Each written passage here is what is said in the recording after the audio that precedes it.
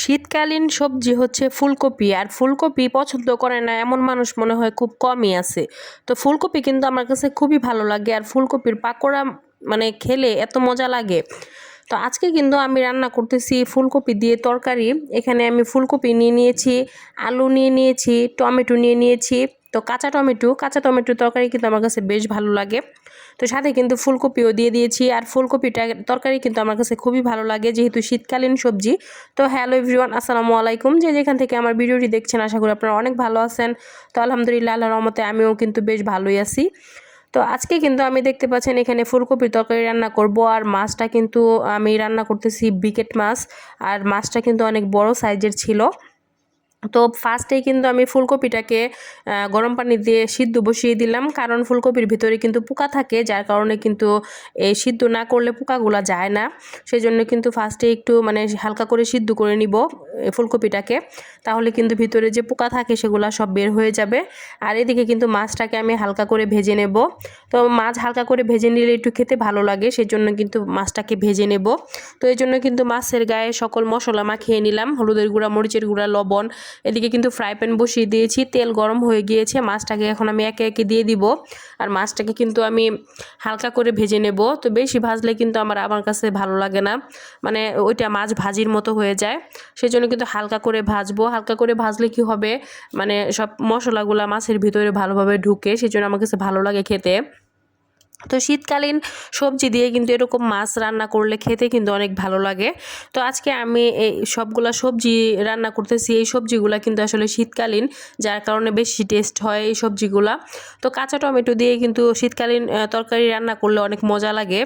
তো সাথে কিন্তু আলুও দিয়ে দিয়েছি। এদিকে কিন্তু মাছটা আমার এক পাশ ভাজা হয়ে গিয়েছে, আরেক পাশে আমি উল্টিয়ে দিলাম। তো মাছটা ভাজা কিন্তু প্রায় কমপ্লিট। এখন আমি নামিয়ে নিব মাছগুলাকে।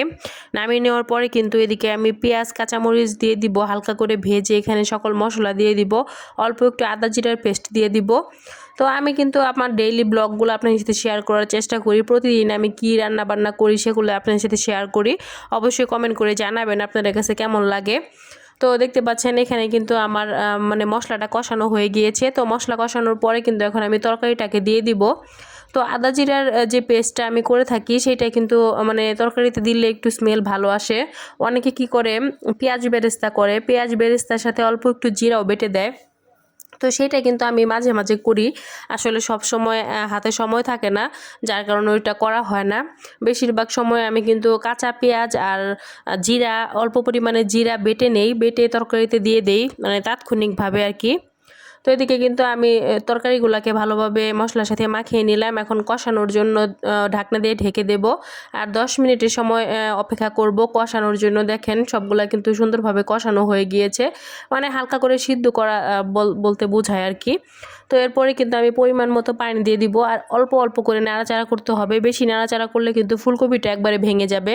তো ফুলকপি তরকারিতে এই সমস্যা, যদি আপনি বেশি নাড়াচাড়া করেন তাহলে ফুলকপিগুলো কিন্তু একদম ভেঙে চুরে মানে খিচুড়ি হয়ে যাবে। তো সেই জন্য কিন্তু আস্তে আস্তে করে ফুলকপিটাকে মানে নাড়াচাড়া করতে হবে। তো এখন ঢাকনা দিয়ে ঢেকে দেব।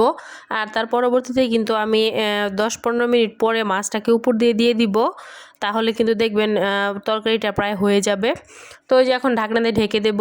আর মাছটাকে এই পর্যায়ে দিয়ে দিলাম। মাছটা দিয়ে দেওয়ার পরে কিন্তু ঢাকনা দিয়ে আবারও 10 থেকে 15 মিনিট রান্না করলে কিন্তু তরকারিটা আমার একদম কমপ্লিট হয়ে যাবে।